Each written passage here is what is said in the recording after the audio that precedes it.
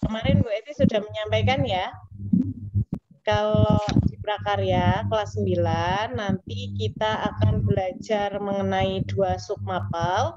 Yang pertama itu kerajinan dan yang kedua adalah pengolahan.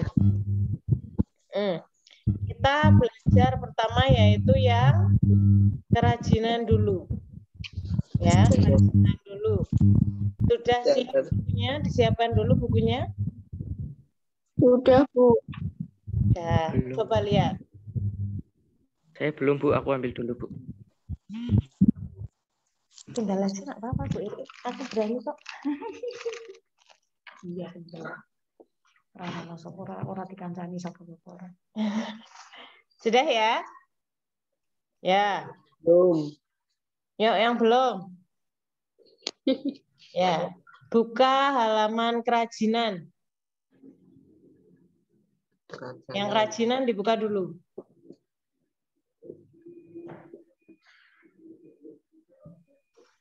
Yang kerajinan dibuka dulu, sudah? Sudah. Ya, sudah.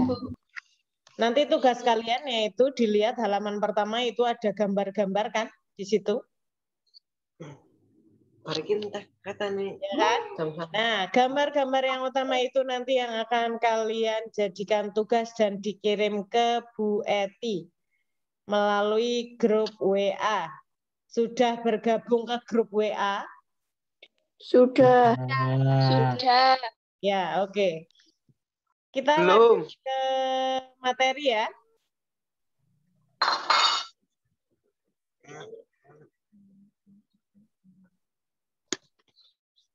Kita lanjut ke materi. Silahkan kalian perhatikan PowerPoint yang akan Bu Eti kasih ke kalian.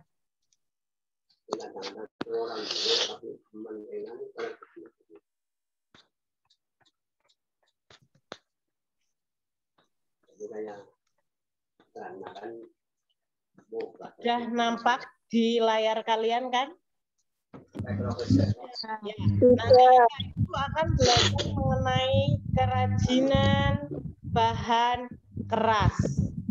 Ada yang sudah tahu di sini kerajinan bahan keras itu apa? Bahan keras itu bahannya yang keras-keras. Contohnya, cara pembuatannya menggunakan bahan yang keras. Ada kayu, ada bambu.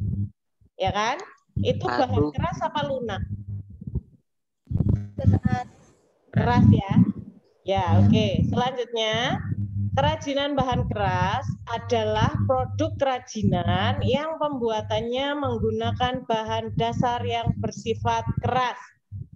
Jadi, yang dimaksudkan kita belajar bahan keras itu yang kerajinan berbahan dasar keras. Contohnya, ada kayu, ada bambu, ada rotan. Itu sifatnya keras apa lunak? Keras. Lihat semua itu. Ada bambu. Pernah melihat? Kayu dan juga rotan. Mungkin yang kita jarang jumpai di daerah kita adalah rotan ya.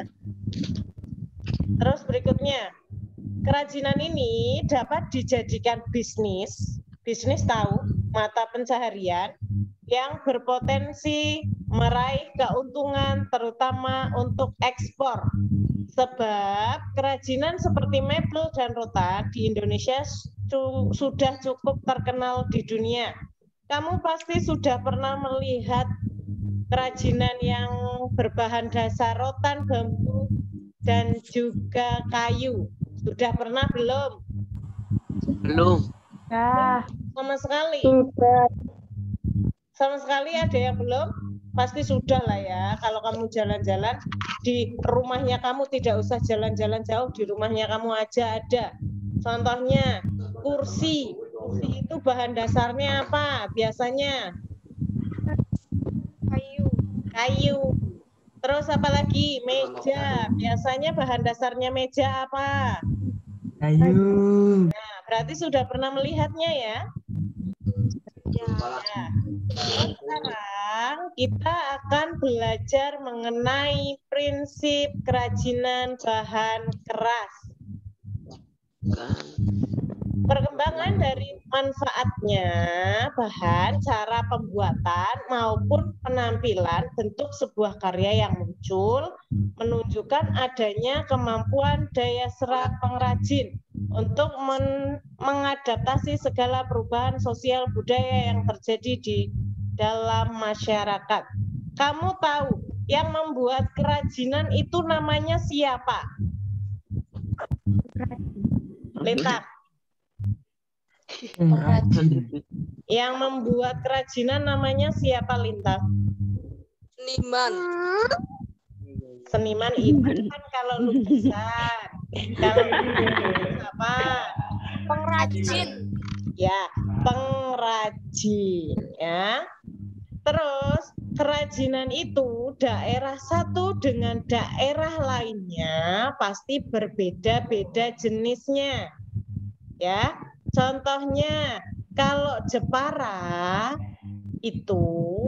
itu kota ya, tempat lahirnya Ibu kita Kartini. Itu di sana biasanya menggunakan bahan dasar apa? Kayu. Jepara. Kayu. Ya, betul. Kayu. Kalau daerahnya kita di Banjarnegara itu juga bisa menggunakan kayu, tapi sebagian besar menggunakan bambu. Karena apa? Bambu di sekitar kita itu masih banyak sekali. Ya, banyak sekali. Contoh kerajinan dari bambu apa contohnya? Keranjang. Keranjang. Terus apa lagi? Oblak. Ya, terus tempat nasi. Terus caping. Tahu caping? Kursi. Caping tahu nggak? Yang buat tani, Bu. Ya, caping itu tuh supaya tidak kepanasan ketika terkena sinar matahari. Berikutnya, prinsip pembuatan kerajinan bahan keras. 1. Keunikan bahan kerajinan.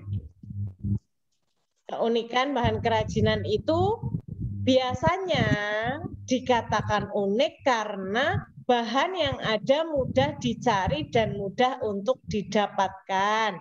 Contohnya di sini yaitu tadi bambu.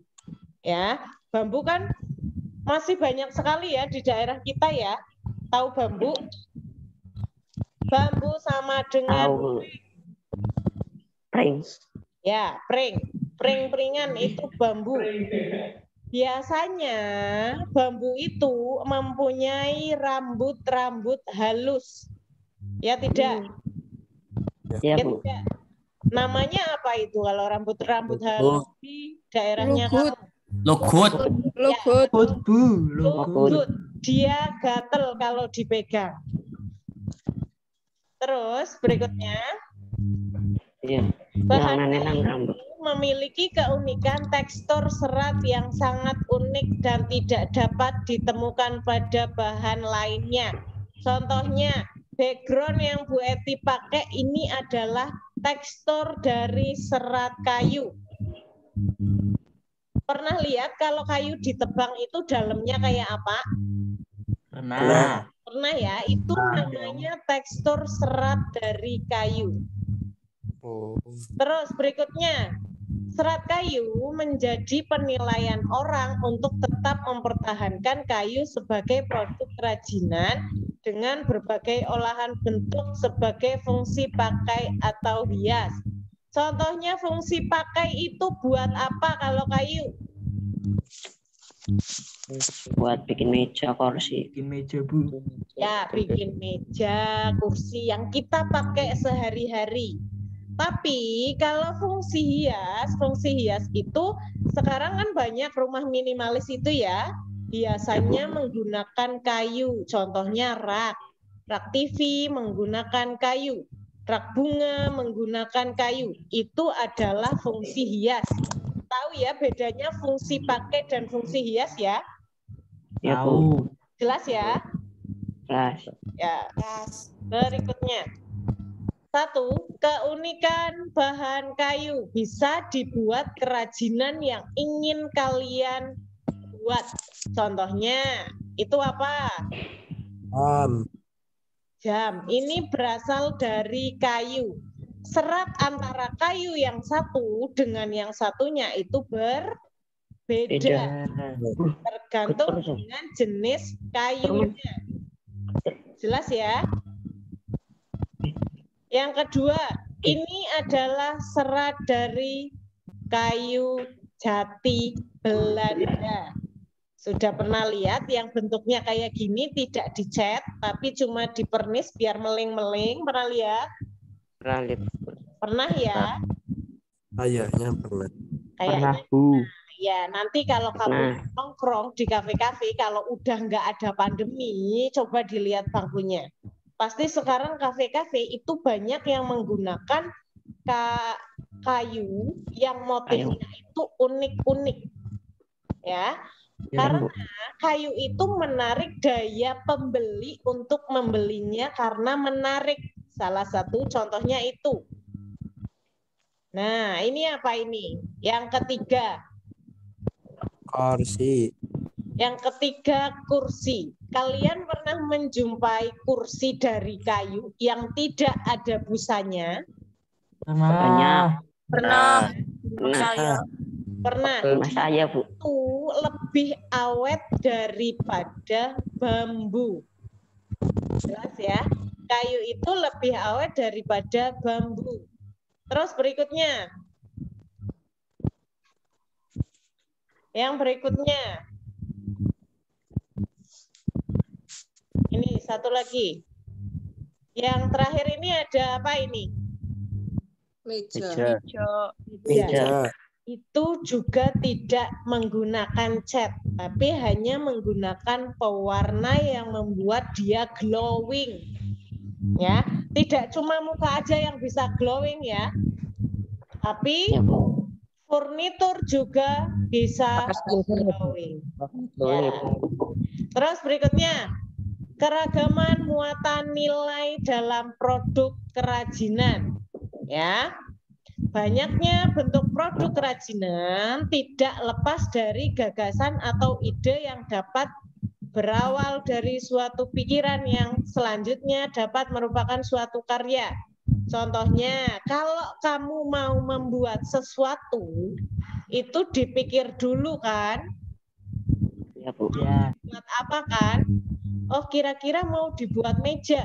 Tapi kalau mejanya bagus, berarti harus dikayak giniin dulu supaya bagus. Terus supaya kelihatan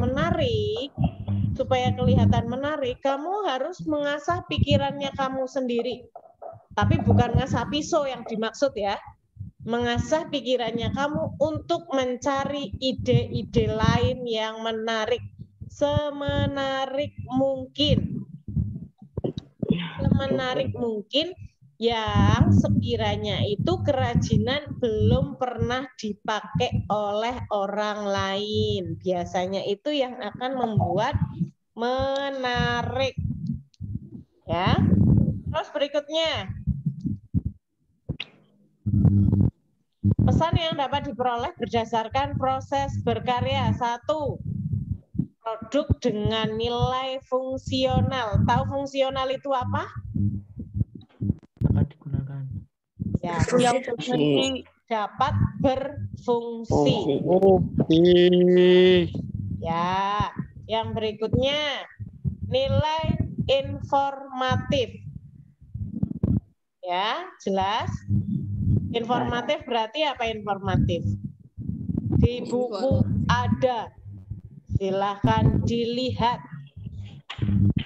Simbolik dan nilai prestis.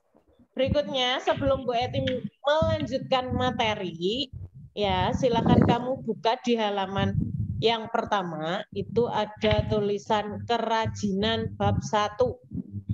Buka bukunya. Ada gambar-gambar di situ? Ada, Bu. Ada pertanyaannya juga di situ? Ada, Bu. Ada ya? Ada. Ya. Kalau ada, nanti itu dikerjakan. Bu Eti kasih waktu sampai jam 4 sore. Ya, itu dikerjakan sebisa kalian dulu. Menurut dengan apa itu?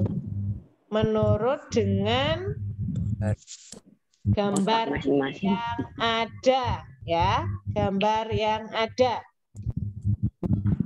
Ada yang ditanyakan enggak sama gambar tersebut? Ada yang ditanyakan? Mudah dipahami itu ya? Mudah. Ya, mudah dipahami. Kalian mengerjakannya di buku tulis, nanti di foto. Cukup di foto saja, dikasih nama lengkap dan nomor absen. Jelas? Jelas. Ya. Yang pertama, Dikirim ke grup. ya, dikirimnya ke grup kelas.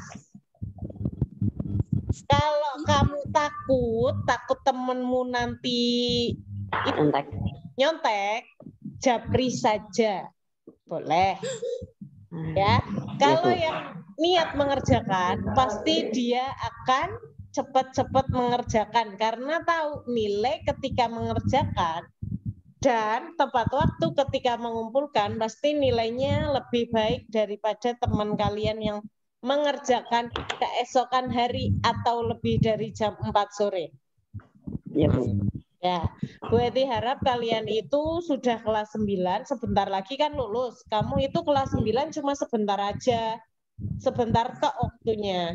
Jadi, gunakan sebaik mungkin. Siap, Bu. Sebaik mungkin. Karena nanti kamu tidak bertemu lagi dengan guru-guru SMP 2, tapi dengan guru-guru baru yang menjadi sekolah pilihan kalian. Tapi mampir Ya. boleh. Apa? Mampir. Mampir ya boleh, ini kan juga rumahnya kamu juga. Terus kita lanjutkan lagi ya. Kita lanjutkan lagi ya. Ya, Bu. Ya, Ya, Bu. oke. Sekarang produk dengan nilai fungsional. Pengertiannya bisa dilihat di buku, ya. Tetapi Bu Eti di sini akan menjelaskan sedikit supaya kalian itu lebih paham. Produk dengan nilai fungsional itu sesuatu hal yang dirancang untuk mampu melakukan kegiatan yang lebih mengutamakan nilai fungsinya atau kebergunaannya daripada hal-hal yang lainnya. Contohnya ada apa itu? Meja kursi. Contoh yang Bu Eti sebutkan ini di sini ada apa? Keranjang. Keranjang, ada tas, ya. Selain itu juga kalian bisa menggunakan contoh meja. Fungsinya untuk apa itu meja? Buat nulis. Ya, pintar. Buat nulis Buat segala tulis, macam. buat makan, buat apa lagi? Kejar.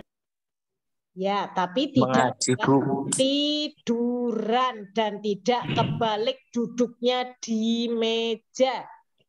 Siapa di sini yang masih suka duduknya di meja? Enggak ya? Farel. Farel, Bu. Farel. Farel, Bu. Ya, Farel, Bu. ya karena kita Indonesia penuh dengan unggah-ungguh dan sopan santun. Jadi kalau meja itu bukan tempat untuk duduk, tapi Untuk tidur. untuk apa? Tidur. Tadi yang kalian sebutkan. Terus di sini yang Bu Eti contohkan ini ada keranjang. Keranjang biasanya berfungsi untuk tempat apa keranjang?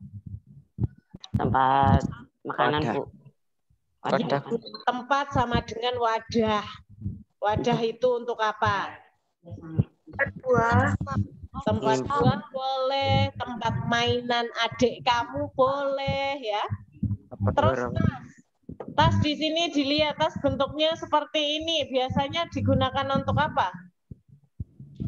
Belanja mak-mak. Buat ke pasar emaknya kamu. Ya, untuk membawa sayuran dan lain-lain. Produk dengan nilai fungsional paham di sini? Paham. Paham, Bu. Bu Eti lanjutkan apa Bu Eti matikan aja? Lanjut. Ya, tapi kalau lanjut, hargailah orang lain supaya kamu itu dihargai sama orang lain.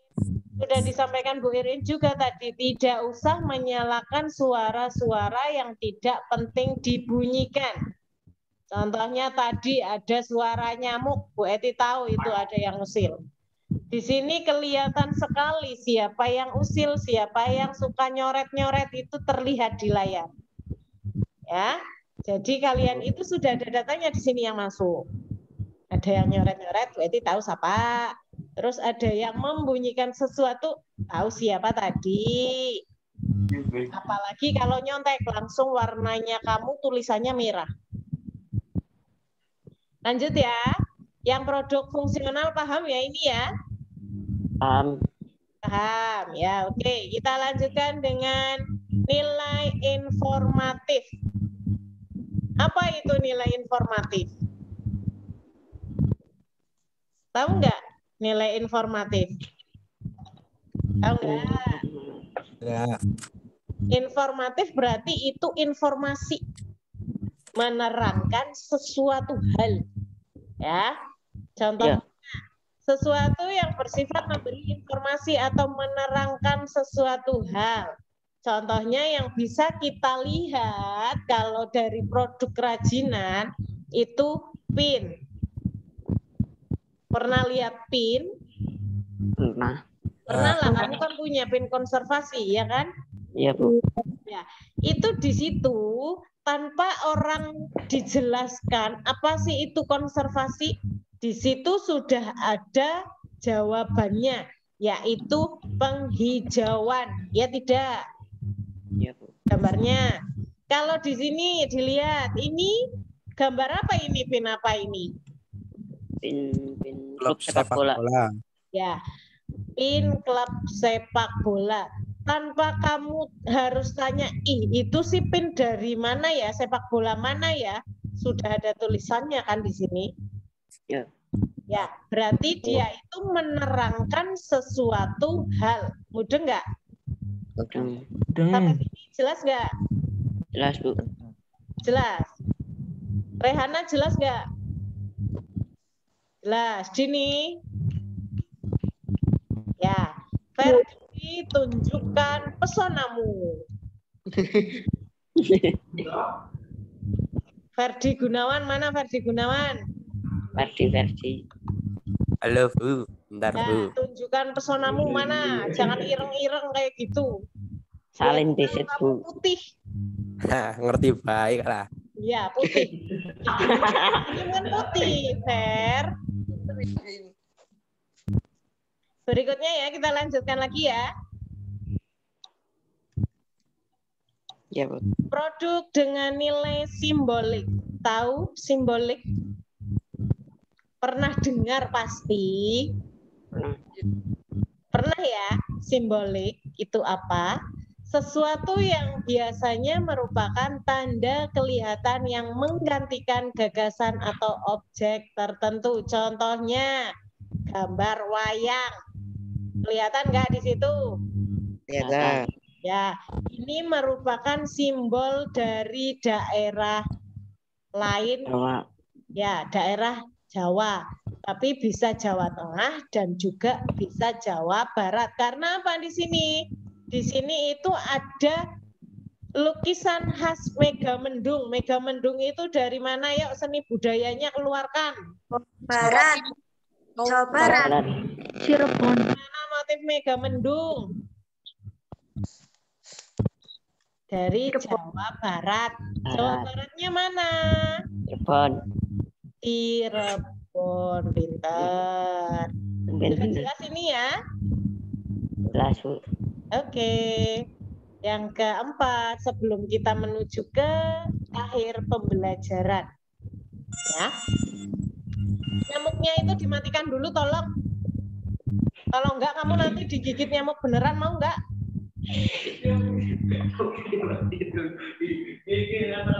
Yang berikutnya, produk dengan nilai prestis atau wibawa. Suatu kehormatan, wibawa yang dimiliki seseorang yang akhirnya membuat dirinya itu istimewa. Ya, berarti kalau kamu itu mengistimewakan seseorang, ya, mengistimewakan seseorang, di sini bukan pacar loh ya, tapi contohnya ibunya kamu. Ya, ibunya kamu kan pacar pertamanya kamu. Ibu pertama. Ya, ibunya kamu itu dikasih tas contohnya, pasti mereka akan bahagia. Oh iya, anak kenyang perhatian banget ya ngewai tas. Nah, nanti ibumu kalau pergi terlihat lebih istimewa daripada yang hanya membawa kresek. Ya tidak? Ya, Bu. Ya. Ya. Selain itu, kresek juga sudah tidak boleh digunakan kan? Karena dia terurainya sangat lama. 1000 tahun yang akan datang baru bisa terurai. Tapi kalau tas itu biasanya berasal dari apa? Kain. Kain itu dari benang. Benang itu dari apa? Ulat sutra. Jelas? Nah, Mudeng nggak sampai sini? Yang. Mudeng ya? Allah. Alhamdulillah, ya? Mudeng. Ya, kita belajar sama-sama karena Bu Eti juga baru belajar ini bersama kamu, ya.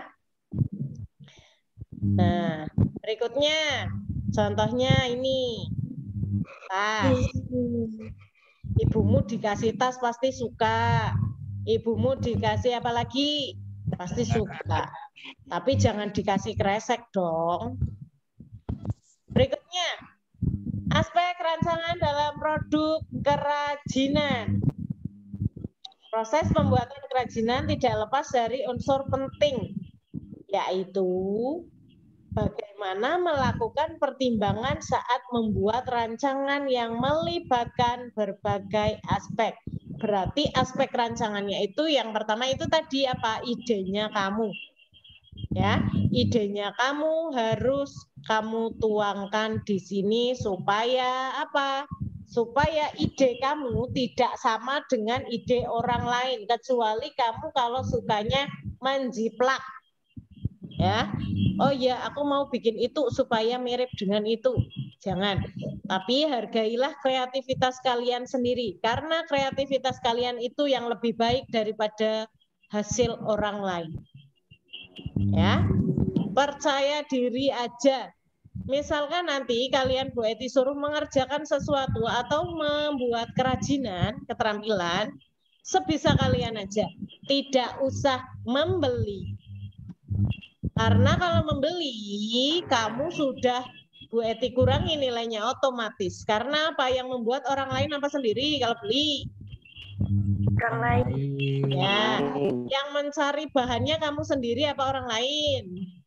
Orang lain. Ya, Orang lain. jadi kalian harus perhatikan ya, supaya apa? Supaya kalian itu mendapatkan nilai yang apa? Maksimal. Bagus dan maksimal. Waktunya sudah habis ya? Waktunya Ya, sudah Bu. habis ya? Sudah habis belum? Sudah. Ya. Kalau yang tidak paham, silahkan tanya ke Bu Eti ya. Ya, Bu. Ya, silahkan tanya ke Bu Eti. Terus nanti tugas kalian itu Bu Eti tunggu sampai jam 4 sore. Jelas ya? Bu Eti yakin kalian sudah bisa membagi waktu karena kalian itu lebih dewasa daripada pas kalian kelas 7. Oke? Ibu. Ya. Sekian pembelajaran hari ini. Silakan kalian tandai dulu tugasnya supaya kalian tidak bingung, ya. Supaya kalian tidak bingung. Sudah. Ya. Kalian tidak bingung. Bu Eti akhiri. Wassalamualaikum warahmatullahi wabarakatuh. Waalaikumsalam.